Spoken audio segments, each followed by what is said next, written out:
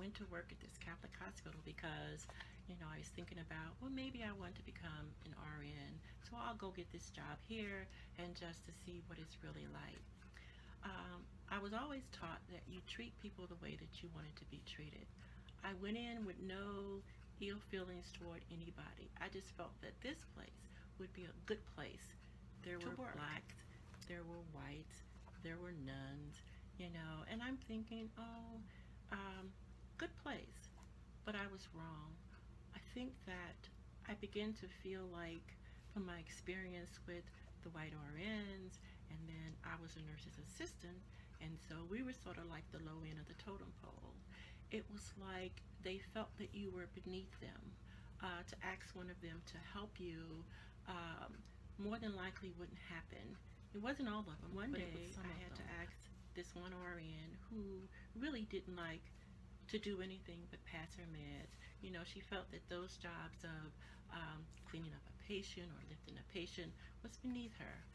But there was no one else to help me that day, so I had to ask her to help me. We had to transfer this patient from the bed to the chair. Grabbed hold to my arm and was swinging on my arm all the weight. And I'm yelling, help me, help me. The patient is going to fall. You need to help me lift her. She did not. I struggled to get the patient in the chair, end up with a serious injury to my arm. I had to have surgery, and never became. I had a supervisor who was a nun. Her name was Sister Priscilla. I thought she was a nice person. She would give us our evaluations. She would ask you to sign it, and then tell you. Back then, we would get from a nickel to 15 cents. Well, we found out that when you sign your evaluation and gave it to her, she would go back and put in negative things.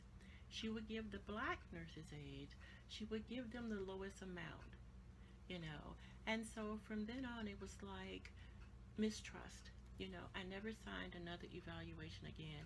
I didn't, as well as some other people I worked with. And it was just really disheartening to me to know that she, of all people, would do this. But then, that was my first experience, I think, with racism. I found that people are not going to always treat you the way that you treat them, but you don't allow that to change who you are. You stay true to who you